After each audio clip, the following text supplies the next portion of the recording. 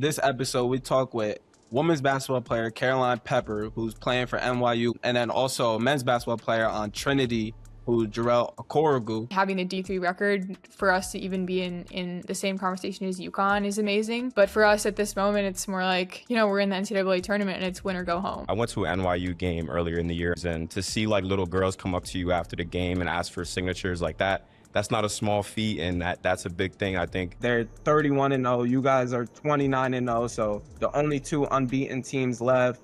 Just talk about this matchup. I feel like I've heard of Scranton all year, and I'm sure they've heard about us all year, so I think it's very anticipated. In Caroline's dream, what's like her ideal way to go out as a Violet winning the national championship? We know what it's like to get all the way to Fort Wayne and lose, and it's not a good feeling. After we lost and said this isn't something that we just don't want to ever experience again. On the defensive end, like you talk your shit, bro, and it seems like you feed off the the crowd when you're playing at home. So just talk about your mentality on the defensive end. I'm interested to hear that. We don't really care who's in front of us. We're going to give our 100% on both ends of the floor, because that's like what we expect out of each other, and it's also what our coaches expect out of us. Welcome back to another episode of Not Even D2. I'm your host, KJ Allison, as always with my great co-host, Ruda Perdomo. We got different type of episode. I don't think we've done something like this, but it's definitely a goodie. But before we introduce it, I know it's your last day. You in Puerto Rico. How the trip been so far, bro? Yeah, literal last couple of hours before I get on this flight. Trip was real good, man. It was a good reset going into my last couple weeks of school, and I definitely enjoyed every day to the fullest, I think. And caught a little bit of sun and spent some time in the water. It was good vibes all around. I'm ready to get back to school. So and you're starting yours, so. Yeah, it's opposite lives, bro. You going back into lock-in mode, and I'm ready to chill now. You got a nice little tan though. That's trim. Yes, sir. You catch any league games while you been out there, or you just really been chilling, doing your own thing? I definitely caught like the D3 tournament, but I didn't catch. I've been watching just the highlights. I saw Hawks who won 10 in a row. But I heard that was a crazy game. I watched some of the highlights. Pistons lost a tough one to the Raptors. I've been keeping up a little bit, but kind of off the grid a little bit. Yeah, you tapped in, bro. You know everything going on in the league for sure. Yeah, bro. Give me one sneak peek on your bracket. Who you think might get upset in the first round if you got an early thought? I'll say mine, and this is a popular one. I think I saw that as the most picked upset, but Akron versus Texas Tech. Texas Tech is a really good squad, but Akron's got some guys, bro. I watched them play against Kent State a few weeks ago, and I think that's going to be a battle. And obviously the public agrees with that. They've been putting money on Akron, but I definitely could see Akron making it at least a good game. But I might put them in my bracket, but we'll have to talk more about the bracket soon. What you think, though? I saw a couple people picking USF to beat Louisville. I thought that was a real interesting one. I don't know, because like Louisville got a talented squad, but so does USF. They got our guy TA over there who just got hired at Tennessee Tech, I think, right? In the OBC. Yeah. So shout out to Tobin Anderson for getting hired. Who does Michigan State play? Because I want to bet against them. You just want to bet against them? I don't even know who they play. I'll have to pull up the bracket. I got them as them getting upset because I know they're the higher seed for sure. All right. Well, we'll do a longer EP on the Division I March Madness, but today we definitely got to talk Division III March Madness. So this episode we talk with women's basketball player Caroline Pepper, who's playing for NYU. We'll talk about them both, but and then also men's basketball player on Trinity, who's Jarrel Okorougo.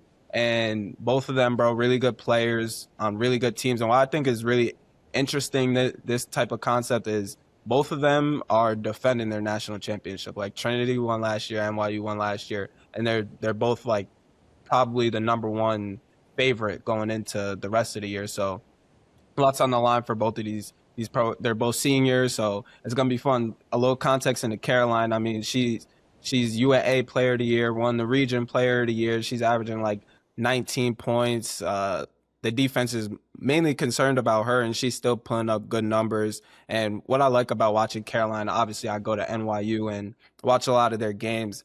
she could be having the worst game or the best game, and you wouldn't be able to tell. She's a stand-up leader. Girls look at her and just know Caroline's gonna bring it regardless. I mean, some of her games, like her shooting splits haven't been the best, but she's still getting them up. Just like I'm 0 for 0 or I'm 10 for 10. Caroline, shout out to her. And then Jarrel, I mean, he's averaging 16 and 6 on Trinity, who was ranked number 1 for a lot of the year, bro. They're loaded. They won the Natty last year, lost in the Final Four the year before. And, I think with Jarrell is really his two-way ability. I mean, we talked about his defense in the episode, but bro can score too. Like his mid-range is tough. He's a physical player. And I really respect both of their games for they're different type of players. Like Caroline's a shooter and Jarrell's like a gritty type of player. So it was fun just getting to talk to them. They both have really good futures, whether that's in basketball or outside of basketball. So it was a fun conversation. But what you think about these episodes? Yeah, definitely shout out Caroline and Jarrell for getting on. They were both real cool people.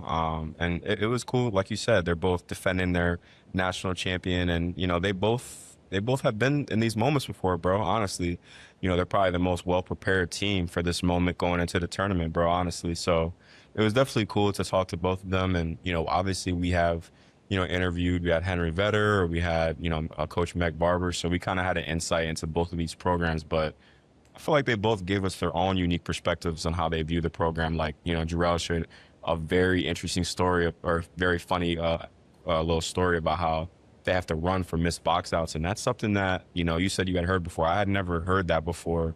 You know what I'm saying? So that, was cool to hear in a funny little moment for the audience. But also, Caroline talking about what makes NYU special, what motivates her. And, it was a great episode of both of them. And I'm glad that we got to connect. Yeah, I don't know how I didn't mention this when I was talking about Caroline. Like, NYU is on a 91 game win streak, bro. Like, when you just sit back and think about 91 straight games being won, and yeah, UConn won 111, but this is present day and 91 games. It's really interesting that they just, I mean, it might just be Caroline or it could be in the whole roster, but they're kind of just like, yeah, we don't really care about the record. We're just worried about next game. Next game is Scranton, and Scranton, bro, like, to talk about them, they beat Pittsburgh this year. I watched some of their film and they are super good. Like, the UAA is really good for women's basketball, but I don't think that NYU has played a team like Scranton this year. And I'm super intrigued to see who's gonna win. And when you look at like the D3 stats, bro, it's like if NYU is leading the country in scoring, Scranton's right below them. Or if in scoring defense, if Scranton is first in the country, NYU's number 2. So it's cool. Just like we're going to see, this is basically a national championship. I'm not too familiar with the other teams, but whoever wins this game has a confident feeling that they win the national championship. So that game's Thursday at what? I forgot the time, but Thursday, 7:30. Okay, Thursday at 7:30. I think both games are at 7:30 then, or maybe Trends at 7, one of those. But both games on Thursday. It's going to be special. This episode releasing on Thursday, so definitely catch both of them. I'm rooting.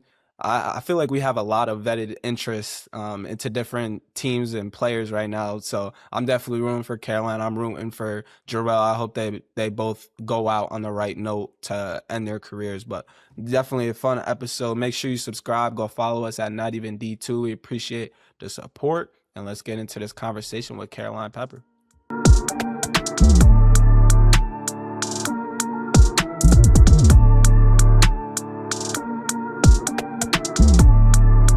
We are here, another episode of Not Even D2, and today we have NYU guard Caroline Pepper. How you feeling today?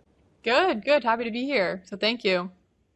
Yeah, appreciate you getting on. I feel like I see you all the time, and we spoke maybe like one time or maybe not even that. So it's definitely cool to get you on. It's going to be a fun conversation. Real quick, I was curious. So if you could, I know a little bit about the itinerary going forward, but if you could explain to the viewers what you guys have planned coming up this week before the game, like travel, what you guys have planned in Virginia, just talk about that. Yeah, so tomorrow we have practice, I think around 9 a.m. and practice for a few hours, and then we're going to head off to the airport for like a 2:30 flight to Virginia. And then practice on Wednesday at Roanoke College. And then in the past, they've done like a banquet for the 4 teams that make it. But I think this year, instead of a banquet, they're doing a media day thing for each team so that they get content for the week. And yeah, so we'll have a little time to do that. I think Wednesday night and then Thursday shoot around game, and then hopefully more. So KJ was telling me how it's like sometimes at the games, like even some of the students don't, like they don't know something about the athletic events and stuff like that. And I'm wondering, you're in the middle of your senior year, you're a mathematics major. Like, are you communicating with your professors? Like, hey, I'm in the NCAA tournament right now. Can you give me an extension? I'm kind of curious about that. Yeah, I mean, luckily because we've been so fortunate to host these last few weeks that we didn't really run into any issues like that. But in the past, when we were traveling for those, rounds in the tournament, that was the case. But luckily, we were all able to go to class these last few weeks, so super fortunate there. But again, it's not ideal when you have to take an exam the last week before spring break and also play in a Sweet 16 game. So, but I think a lot of us got it all out of the way early in the week, so then we were able to really focus in for the remainder. I feel like the tournament kind of lined up perfectly for NYU, right? So you guys hosted throughout, and then right now we're on spring break, and this is the week that you guys have to travel. So it just lined perfectly. We're not going to keep you here all day, so I definitely want to get straight into the basketball talk. But before we talk about this matchup with Scranton and this weekend, I want to take it back to the beginning of the season. Like, talk to me about when you kind of knew that this team was good and had the ability to keep the winning streak going or had chances to make the Final Four like you guys are now. Talk about like getting developed with this roster. Yeah, I think, our preseasons are probably the most difficult preseasons that any team in the country probably goes through. A lot of running, really just a lot of running. But, I think the way that the girls really handled that specifically, I think was a telltale sign about how they'd push through anything this year. And I think that for most of the girls, I think they didn't really believe in our ability throughout the entire season because we were tested. But I think when we got to like the close games, the tough ones, Carnegie Mellon, Chicago, Washi, like those type of games that were relatively closer, and everyone stepped up, we all pulled out the win. Even in Carnegie, it was a 1-point game. So I think after those types of games, everyone was like, oh my God, actually, we are very good when, we work really hard together. And so just making sure that, the pieces to the puzzle were really stuck like glue. Yeah, I feel that. Real quick, so I've been doing like some game notes for your guys' games, and I had to look through the past 3 years, like the closest games. There's been a total of like 5 games that have been within single digits. That's just an insane run for sure. So this is your 3rd straight Final Four appearance, right? You've been killing all 3 years, and I'm curious. Yeah, I know you're super level-headed, and you kind of keep like a stern demeanor, but for you, does this feel like a different matchup or a different intensity going into this Final Four? Like Scranton's getting a lot of recognition, so are you guys. So just talk about like the feelings heading into this Final Four. Yeah, I mean, I think for us it was more about, being able to get to the Final Four. We did lose a lot of stardom last year with, Natalie Bruns and Belle Plekia, and, I think a lot of people counted us out. But for us to finally get back to the Final Four, I think was just, something amazing, just an accomplishment that we're super grateful to have achieved. Because we do have a lot of fresher faces this year that, are a little inexperienced. But again, fought their way throughout the entire season and really grew into their roles, and just being able to go back to the Final Four with this group specifically, as like we've looked very different than in years past, I think is just, something to be really proud of. For sure. And you touched on something that I wanted to dive deeper in. Like there is a lot of inexperience on this year's roster. I mean, you and Brooke have been a part of the program for a while, and you guys played a lot last year, but a lot of the production outside of you two, like if you go down the list, Isla's starting, she's a freshman. Yasmin hasn't really gotten big minutes throughout her career. Zara and Olivia off the bench, Caitlin off the bench. Like all of these players haven't really had that much experience in the NCAA tournament. So for you, like you're the leader. I know people probably look at you or probably even come to you for some advice. What's your message in the locker room to keep everyone like with that same level-headed mindset going through? Yeah, I think, the coaches do a great job recruiting, the perfect girls for our team because they're such perfectionists that honestly, like a game to them is like, how can I hone my skill in the game? And so for them, they're really just super hard on themselves in practice. We compete really hard and even the girls that might not have gotten time in the past, like Yaz, had to go up against Natalie Bruns every practice last year. So it's not that, they're inexperienced really against, all-American players. They just might be inexperienced in like the minutes category in comparison to each year. But again, our freshmen have done a great job with handling, that sort of pressure that comes with being the number one team in the country, and also just the pressure of the standard that's so high for them and for our players here. But really, I think all around, it's making sure that they're all confident in their ability and that, we do this together. It's not just a one-man show.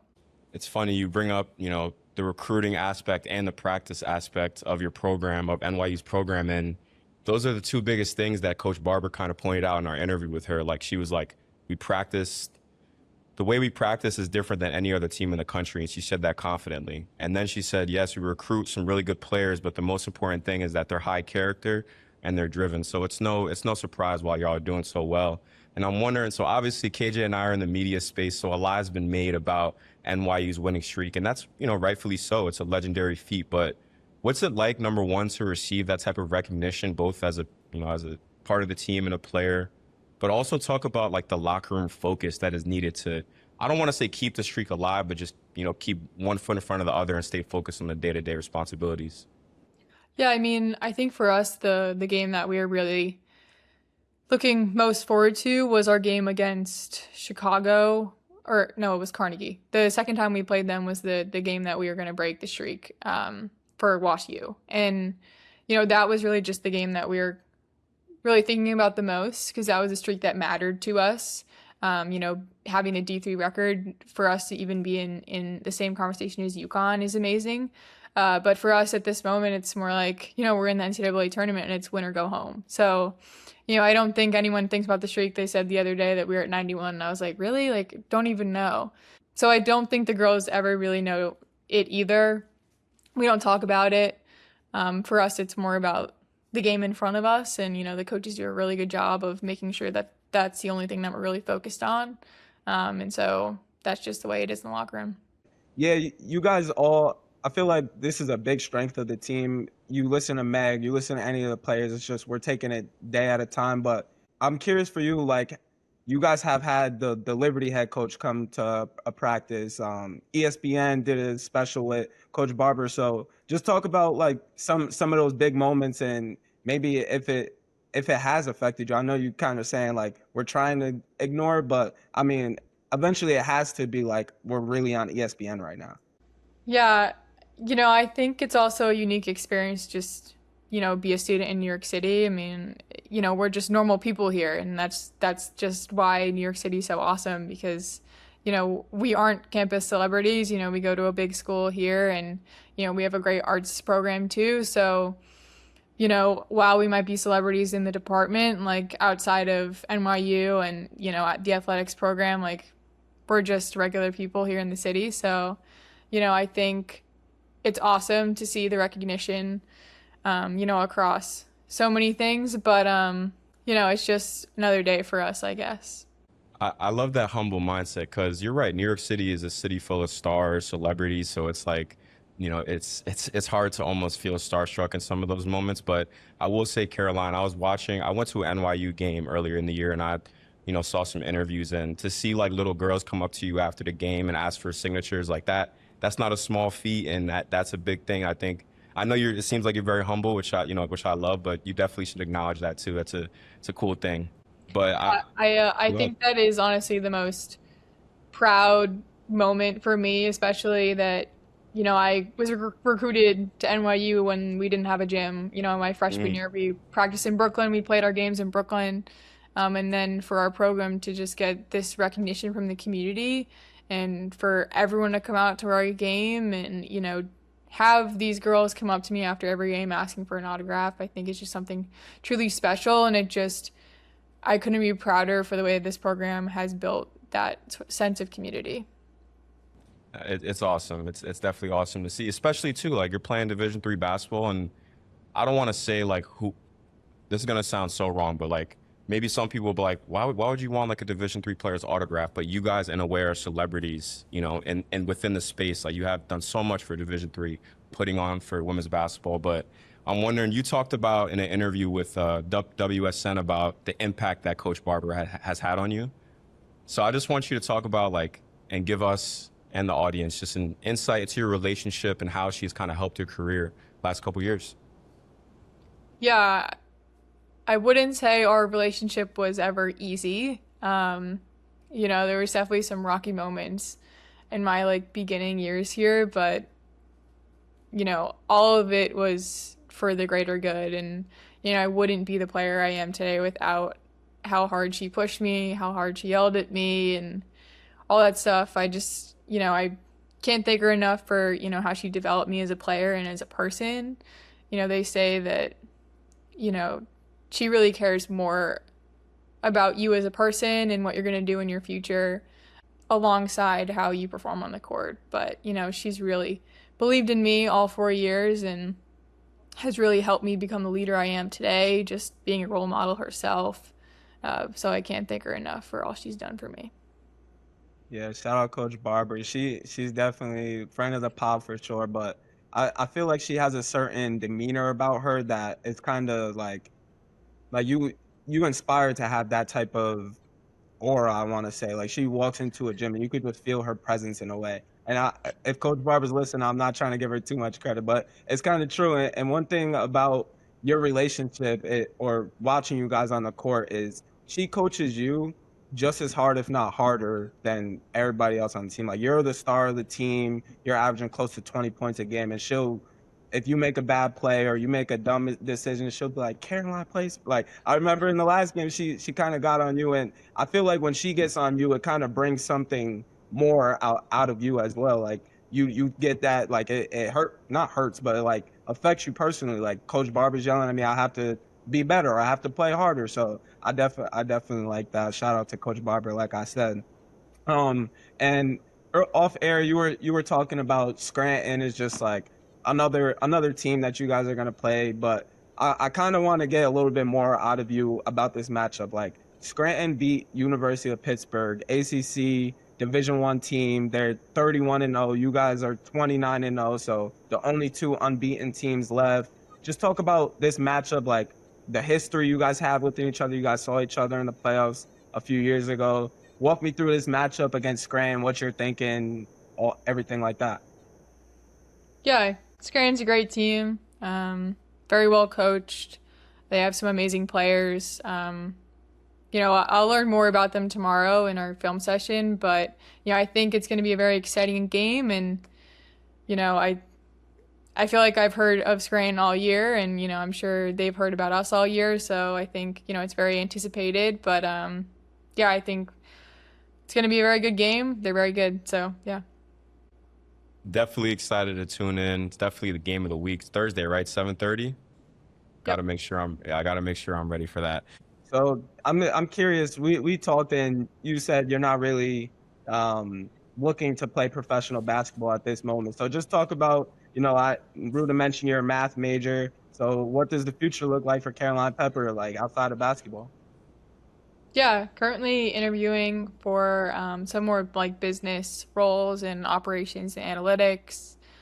Yeah, just trying to get my feet wet in the corporate world, really. So That's what's up. I heard a lot of companies, they love to hire athletes, especially, you know, accomplished ones. So definitely good luck to you in the future. But we got rapid fire. You ready for rapid fire? yeah. All right, let's do it. So in that same interview with WSN, or maybe it was the article, I heard that you play saxophone, and I'm wondering, what's your favorite piece that you love to play, if you have one specific? I honestly don't have a favorite, but one that like I had to play every year growing up was like Sleigh Ride for Christmas. So I probably could like do it off the back of my brain right now. That's just the first one that comes to mind. Do you have Yeah, go ahead, go Do ahead. do you still play it or not really? I can still play it. I don't actually have it in New York, but I just do still have a saxophone, yes. I need to see some tape of Caroline playing the saxophone. Is there another instrument that you would be willing to learn down the line or no? I started playing guitar at a very young age, but I didn't like stick with it, so I think that's something that I would like go back to maybe. I 100% agree because I had like an electric guitar when I was younger, so I definitely Yeah. and I don't have it anymore, but I got to get back on that. So I'm with you on that one. Next rapid fire question I got for you. So I feel like watching your game, I know who I think of, but is there a player that you try to model your game after when you're working out or in the film session or anything like that, or no?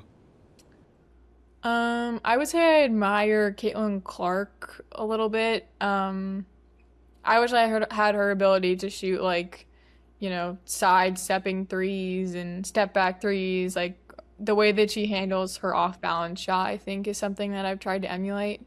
But honestly, I'm more like a set. Like I need 2 feet on the ground. So That quick release though, it's similar. It's there for sure.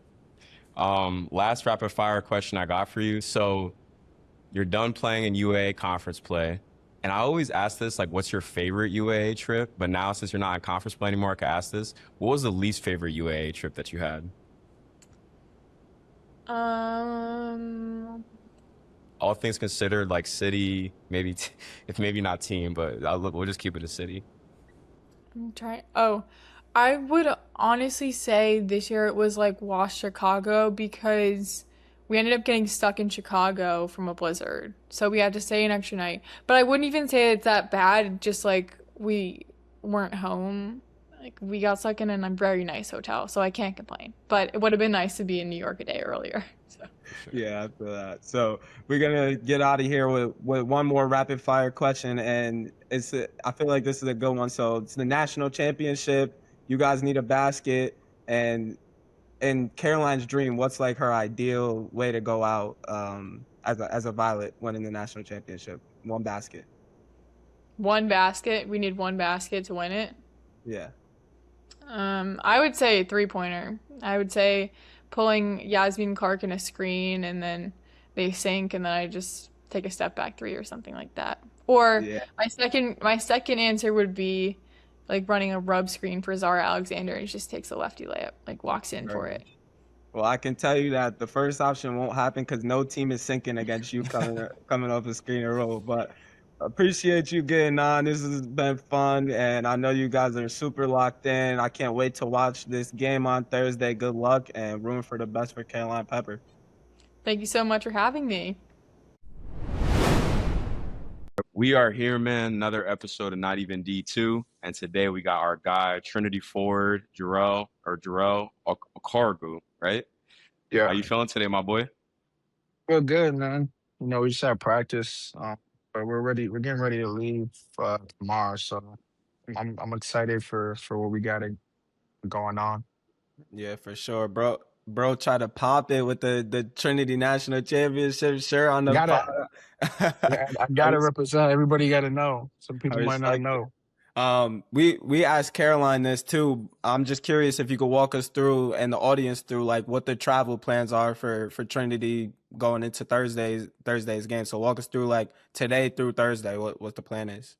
Yeah, so our plan is like, we just had practice, go back to the crib, eat whatever. And then tomorrow we'll practice in the morning and then we'll get on a plane straight to Fort Wayne.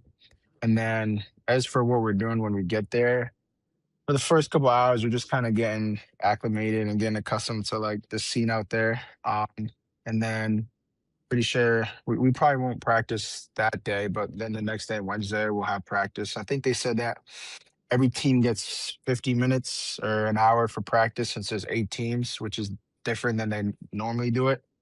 And then I think shoot around, they said everybody gets like 20 minutes, which was kind of crazy. But no, yeah, I mean, we gotta do whatever we gotta do with the time they give us. So that's what we're kind of just stressing right now.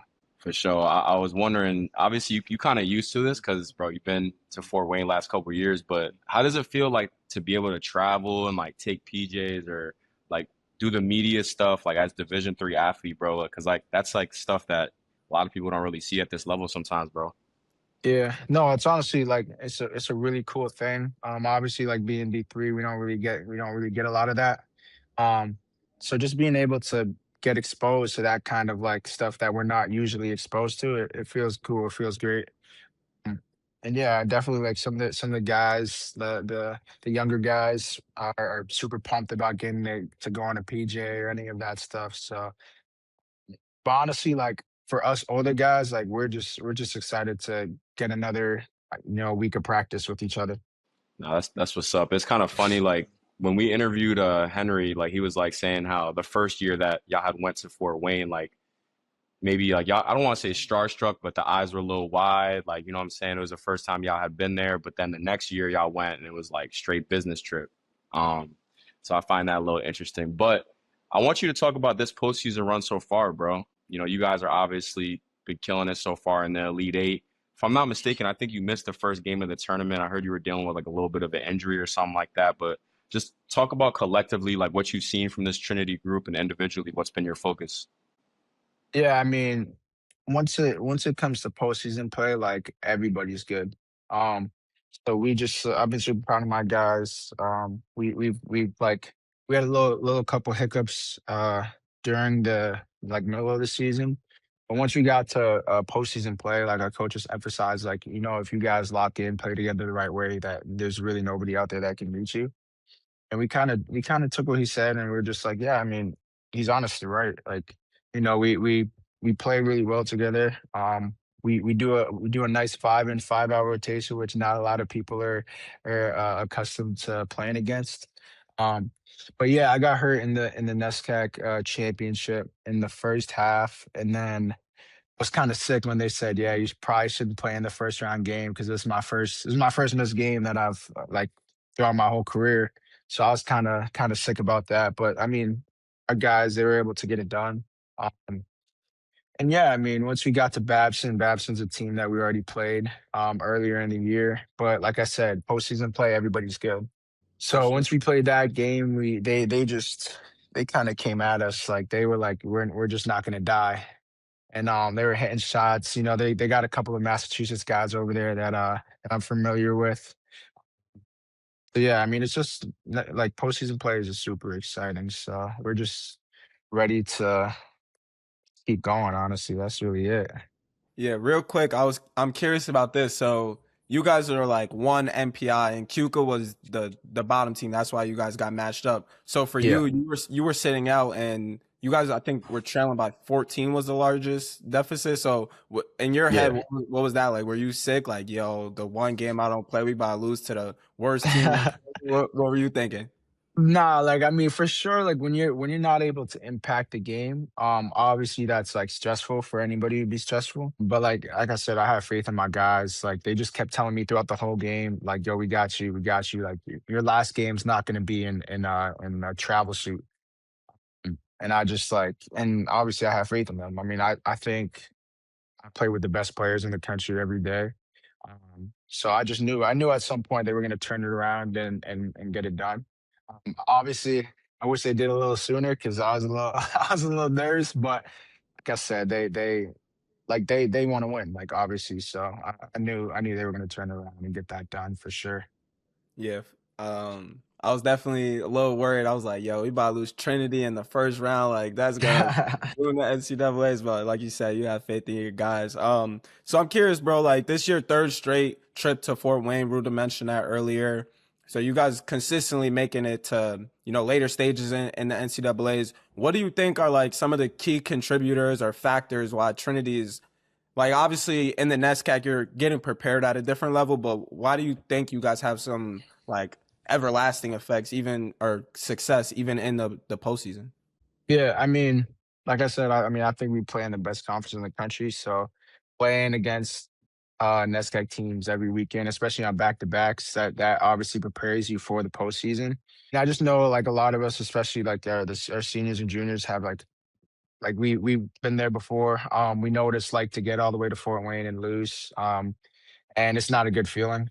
we that's something we kind of came together after we lost and said this isn't something that we just don't want to ever experience again.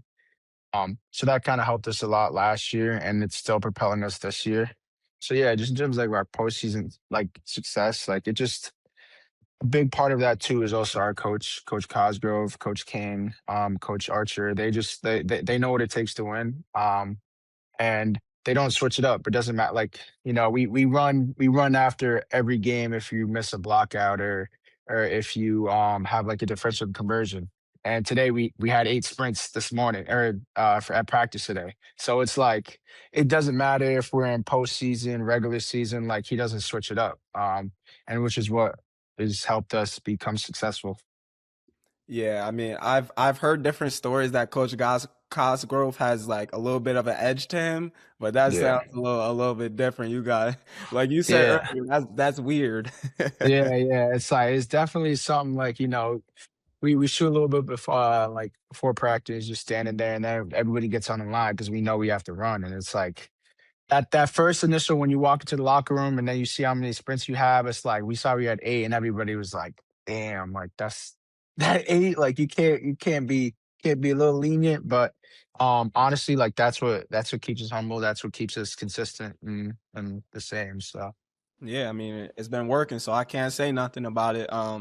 But yeah, bro. So all three tournament trips, you've seen a NESCAC tournament, and that's just crazy in itself. Like the NESCAC is already competitive in the regular season, but to see them in postseason, win or go home at that point, that definitely adds a different value to the game. So just talk about like, yeah, you're going into this Elite Eight matchup against Tufts, a team you guys have lost to in the regular season. Talk about what it's like, seeing an NESCAC team in the tournament. Is it positive feelings? Is it negative? And then also what it's like preparing for Tufts this week. yeah, I mean, for that, I don't think it's anything positive or negative. Like for us, we don't really care who's in front of us.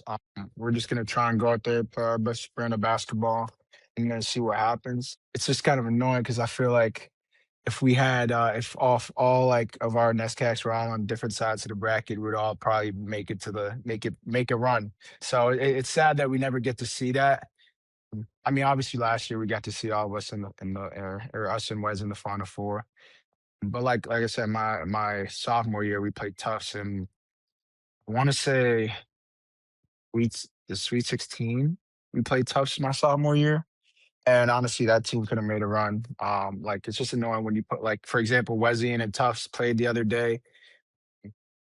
But yeah, it's definitely like we don't really care who we have in front of us. Like we're gonna go out and play our brand of basketball, and we're gonna see what happens. We have a lot of respect for Tufts. They're a great team, well coached. Um, but yeah, so right now we're just focusing on preparing. Like we that the games we played in the regular season and the games we play in the NESCAC tournament, it doesn't really matter. Like I said, once you get to NCAA tournament, everybody's a new team. So we're just kind of focusing on what we got to do to kind of stop them from going like continuing the run that they've been going on. So I mean, it's definitely it's like, I feel like there's a common saying when it comes to like, March Madness runs or NCAA tournament runs, like it's a new season, bro, and that's how every team I feel like approaches it. I'm wondering, do you feel like, or do you wish that sometimes when you play like these NESCAC teams, the NCAA tournament, obviously you had some home games already, but like, do you wish you just playing Trinity at Tufts and Oosting? Is it Oosting Gymnasium? Is that what they call it? yeah, Oosting, yeah. Yeah, I mean, definitely it's annoying because we're both New England teams, and we're relatively close to one another. So it'd just be, but like if we could just play that game around here, would the fans would love it. Like it would be our Yeah. games would be super packed. Um, so when when we played Wesleyan in the Final Four last year, like we were kind of like, yo, we should just kind of play where UConn plays Excel Center over here, and then that might be jumping. But yeah, it's definitely a little annoying that we gotta, we're this close, but we gotta go all the way somewhere else to play against each other. But like our coach said, it doesn't matter. We'll play anywhere. So I mean, bro, y'all won the NESCAC chip both last 2 years on the road, which is kind of that's and Wesleyan that gym was packed, bro. I was watching that game. That was a crazy environment, and y'all got it done. yeah. You talk, you got here like what are some of your favorite memories from those two games? Because back to back NESCAC chip, that's tough. Yeah, I mean. Honestly, like, well, we won actually we won 3 in a row. All of them were on the road. So, Oh I shit. mean, Okay. so it kind of like my sophomore year, we played Williams, great team. They beat us in the regular season that year on a game winner. I remember that. Facts. Yep. Yeah. And then Wesleyan, honestly, like the Wesleyan crowds, like it's ridiculous. Like I said, that's probably if I had to say somewhere that's like that, they definitely pack it out the most for sure. And yeah, It's cool to see. yeah, Oh, no, go ahead, bro. it's honestly great to see, especially like for us too, since we're so close to them. Um, all of our boys, everybody pulls up to the games too, and it's like they're fighting with the other crowd and stuff. So that's always good to see. It's always good to hear that. But like even the Wesleyan fans, they did not like us. Like they were playing, remember we walked in, they were playing Bates in the semifinal game, and we walked in and they just started talking to us, and we're like, yo, you guys are playing a game right now. Why are you guys talking to us? So those fans, yeah, they're ruthless for sure. But those road wins definitely, it feels good when you go into another person's gym and kind of do that. But we were a little so we did want to get one at Trinity in front of our people, but you know, you can't really complain if you get it done regardless. So I mean, bro, y'all getting it done in the NCAA tournament in front of the fans. Like I remember we played. You mentioned it. We mentioned it before we started recording. We played Utica and Trinity played each other 2 years ago, your sophomore year. And bro, that Trinity fan base, they something diff, man. And y'all got a it's cool. Like I feel like the Trinity men's basketball team, like y'all got a good relationship with the fans. Like y'all, after every win, it seems like y'all go dap them up. Like it's something I don't really see mm, between a lot of teams and their fan bases, to be honest. yeah, I mean, those are our people. Like it's our community. And like we see them every day. We got people on just like people on the, you know, football team, lacrosse team, soccer team, like all of our boys, they're all at the game, all of our friends. Women's basketball is there deep. Or even our squash sport, like our squash teams are all there. Like everybody's there. I mean, it's a good feeling when you look up in the crowd and you just see everybody that, you know, my classmates. Um, so yeah, I mean, even like regardless, like Coach Cosgrove always tells us to go over there and say what's up to the crowd and all that. And he does it himself. Like you see some videos, you look at the crowd with his hands up, open his hands up, and he'll like point at them. And it's like, yeah, I mean, without them, like it's like that we feed off that energy that they give us. So You talking about feeding off energy, and I that was is a perfect transition because, like I said, we played each other, and I had seen you play before, obviously, because I'm not from the Boston, but I know a lot of people in the area and stuff. We have a lot of mutual friends, and bro, on the defensive end, like you talk your shit, bro, and you get blocks, you get steals, and it seems like you feed off the crowd when you playing at home. So just talk about your mentality on the defensive end. I'm interested to hear that. yeah, I mean, if you're gonna come to Trinity, like you're gonna be prepared. You got to be prepared to defend. That's Coach Cosgrove's style of basketball.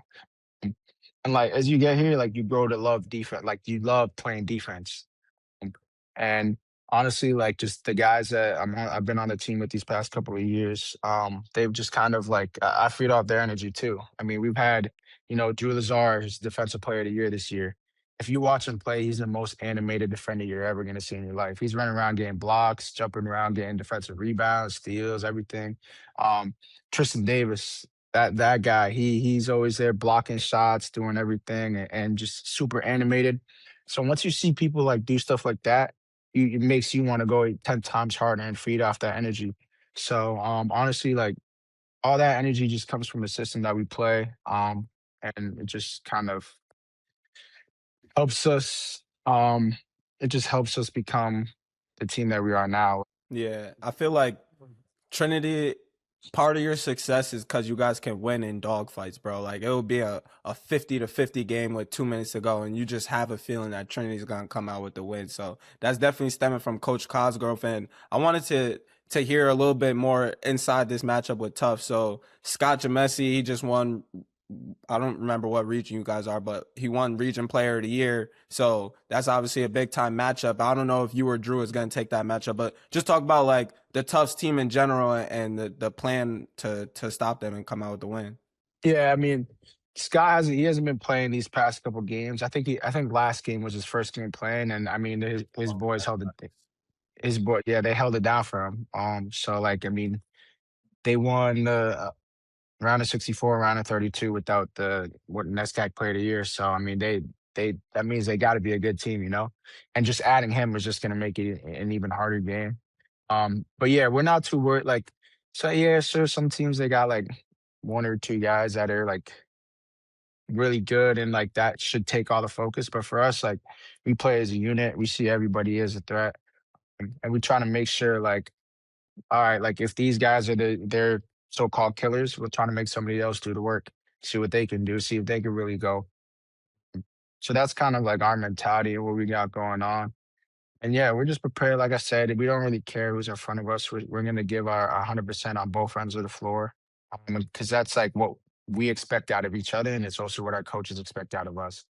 I respect it, bro. And you guys definitely, you can see that demeanor, bro, of like, we really don't care if you in front of us and you in the league. Like it's still Trinity versus whoever you are. So I definitely can see you guys making another run, but it's definitely gonna be a fun weekend. Another little Tufts versus Trinity matchup, NESCAC battle in the Elite Eight gonna be tough. But this is gonna be our last question before we get into rapid fire. And this Trinity core, like you, Henry, Drew, you guys are kind of the core of the Trinity program at this point. You guys have done some, whether it's your freshman year, you might have not been playing that much, but you guys have won, like you said, 3 straight NESCAC tourneys. So you're already on a certain level in the program's history. So how do you guys want to be remembered? Like the rest of the season, how you guys want? Obviously, you want to go out, but how do you want to be remembered post this season and post your careers?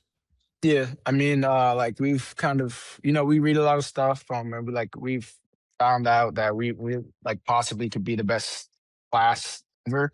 So that's kind of been on our mind for some time now. Yeah, I mean that class is me, Henry, Drew, and also Trevor McDonald. I mean, you can't forget about Trey. That's our glue guys. So he keeps us going for sure. And yeah, we've been here 4 years. Like I said, we played a little bit sporadically freshman year. Played a good amount, um, and then like I said, our sophomore year, we kind of just like once we had that loss, we were just like we can't ever feel like that again. And like now, like once we got to our junior years, we're like, all right, we're upperclassmen now. Like especially like the way we came off our freshman year was so like I don't even want to count that. I felt like it was such a bad season for us. And but we were younger guys. We weren't really in the position to kind of make changes and whatnot because we were still new to the program. But I said we talk often, a lot about how like we want to be remembered, and like we just want to have the ability to have another day of practice with each other and have the ability to step on the court with each other again. So that's kind of what's been fueling us these past couple of weeks. Because now we're seniors now. So after this, we're done wearing a Trinity uniform. We just played our last game at Houston Gymnasium, which is kind of sad. But it's tough to be sad when you still got stuff left to do.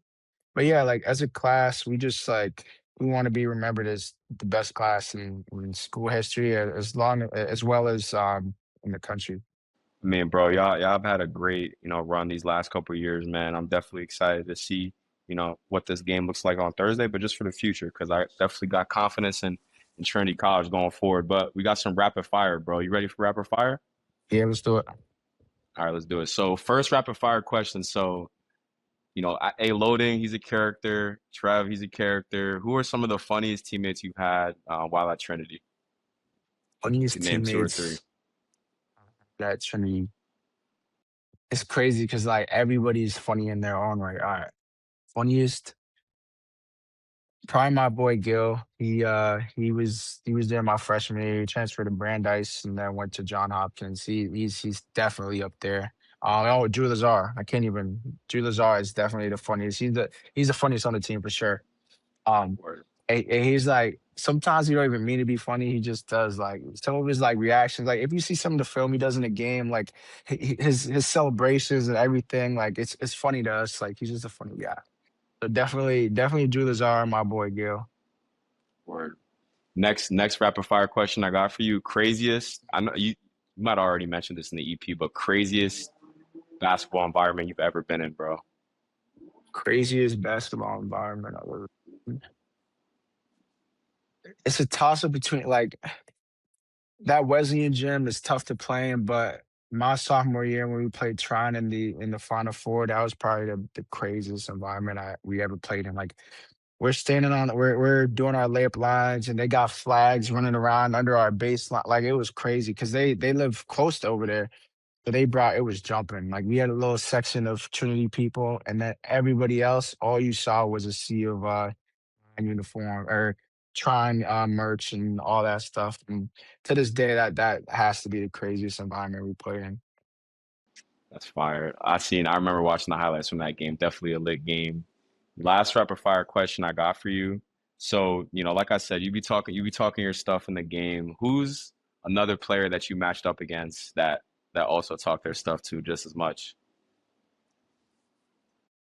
So that's a good question. Damn, who we talking? I wonder. Someone who talk like Hank Morgan. He talked crazy. Like nah, he talked crazy, and he don't even like it's not even like it's like he's really coming. He just says stuff that's like, bro, why are you even like talking, bro? But it's like he backs it up, so I can't even can't even be mad at it. But like I remember he said something about our uniforms, like because my after my sophomore year we got new uniforms and we put new logos on our stuff. And I remember he said something to me at the free throw line, and like we were down, so I was like, bro, I can't even really say anything back.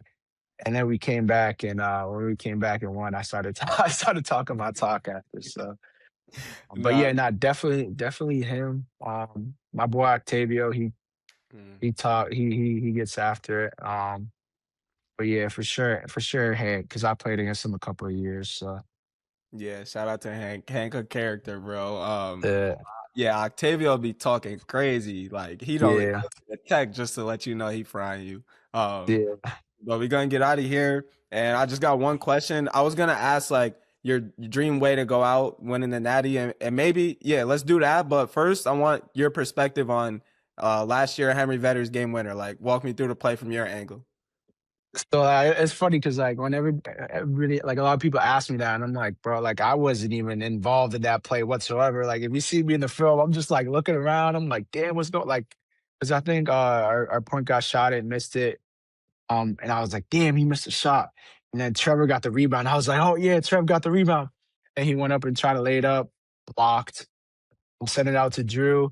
Drew got it. I was like, oh, Drew got it. He's about to hit the shot. And passed it to Henry. And then when I look over and you see Henry right there at the top of the key wide open, it's like, it's gonna go in. That's three. So he hit the shot.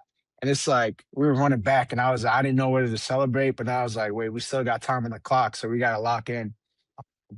But yeah, just to play about like it was weird because like I said, I was just looking back. It was like a ping pong match going back and forth. Like I just kept looking back and forth, because the ball was flying everywhere. But like I said, when I saw the ball at the top of the key, with it in his hands, and then I see Drew Lazar running back on defense, knowing it's green already. I mean, it was a good feeling for sure. He saved us for sure. Nah, he definitely gained a level of respect from me. Just like he was super composed in that moment, and even when he talks about it today, like this might just be his personality, but he was like, "Yeah, I work on that. Like that's an easy shot for me." So shout out to him. Yeah. But yeah, let me hear your ideal way to go out. Like you guys need one basket. Jarrell gets the ball. Like how does he win game for the national championship? And like honestly, like I'm a mid range demon. Like that's my spot. So anywhere in the mid range, if I can get to my spot, hit a shot over there real quick, that would be a good way to end it for sure. Say that, bro. I'm rooting for you for sure. We appreciate you getting on the pod. Definitely gonna be tapped into this game on Thursday. For Best of luck and keep going, bro. Nah, yeah, appreciate you guys for having me. That is gonna do it for our conversation with Caroline Pepper and Jarrel Okorougo. I keep stuttering saying his name, but I got it right both times. Shout out to me. Like I said, I hope they really go out on the right note. So if that means I'm rooting for Trinity and NYU the rest of the way, then that's what it is. But I definitely want to hear some of your extra thoughts regarding the men's side of the tournament. We did a longer piece with the D3 Datacast guys, go check that episode out if you haven't already, where we give our full thoughts, say who we think is going to win the Natty chip. So definitely go catch that. But I definitely want to, it's getting closer to the games. I don't know if your thoughts have changed at all. So talk to me what you thinking going into the games. A lot of good games on the slate, for this weekend, man, or for Thursday. I'm really excited to see how it turns out. And I definitely gave, a lot of picks. I said Emory would win the national championship in the D3 datacast. I kind of want to change it. To, it's between Emory and Trin. Because it's like, when you really think about it, Trin really has been here before, bro. And it's hard to bet against it's hard to bet against them, bro, because they almost lost first round and they pulled it out. And you kind of mentioned it in the episode with Jarrell, like, they win dog fights, bro. They win, rock fights. So it's hard to go against them. But I'm excited, I hope Shane gets to play like a NESCAC team at some point. I think that would be super tough. So that's a storyline I'm looking for. Obviously, Trinity versus Tufts and the Elite Eight. And yeah, bro, I would say those two games probably stand out the most to me when I think about, the bracket and also me changing my national championship pick. I just want to be clear on one thing, bro. If Emory wins the chip, I don't want you to be like, or you got to pick a side right now, bro. Like, I don't want one team to win and be like, see, I said it here. Or if Emory wins, I said it here. Like, I want your full honesty, who you got in the national championship. Because I'm not switching mine. I'm still rocking with you, Chicago. Fuck, man. All right, I'm going to have to... I'll have to go. I'm going to go Trin, man. Okay. I'm going to go Trin. I say that. Trin got a tough one with Tufts coming up. So I'm excited to see, bro. I think all 4 games are going to be super competitive. I mean, I feel like I'm most interested to see some of the teams that maybe we haven't really talked about or talked to any players. So Mary Washington or St. Thomas, Texas, they're on like the other side.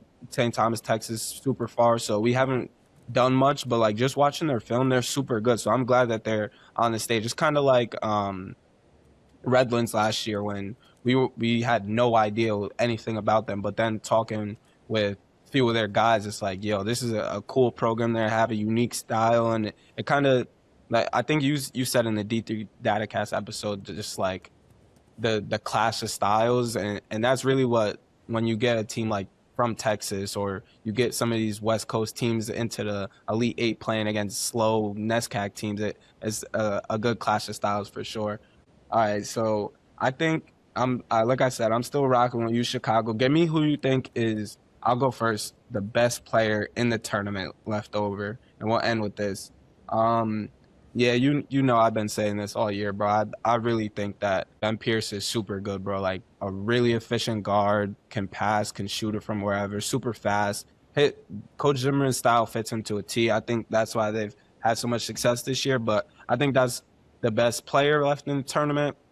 But I got you, Chicago, and Shane Regan taking it all. Who you think is the best? Best player left in the tournament. And I have to pick one for this. I can't just pick two. Mm-hmm.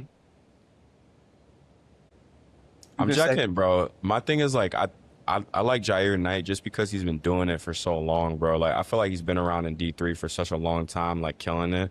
And, like, he's really athletic, can run out, and you don't really see a lot of builds and players like him in Division 3. So I want to say him, but I don't know how skilled he is compared to, like, Shane, Ben, Henry Vetter to an extent. So it's tough to say. You know what? I'm gonna go with Shane, actually. Facts. I'm gonna go with Shane because we were saying that he should have been UAA Player of the Year, and that's, Ben's high school teammate. So I'm gonna go opposite. Shane Regan, best player left in the tournament. I respect it. Well, that's gonna do it for this episode of Not Even D2. Appreciate you guys listening. Like I said in the intro, go follow us, go subscribe at Not Even D2. We're gonna have a special episode dropping next week. Obviously, it'll be towards or getting closer to the Final Four national championship. Let us know if you have any ideas or someone that you want to see on the pod remaining in the D3 tournament. We'll definitely get them on. But appreciate you guys, and we'll see you next week on Thursday.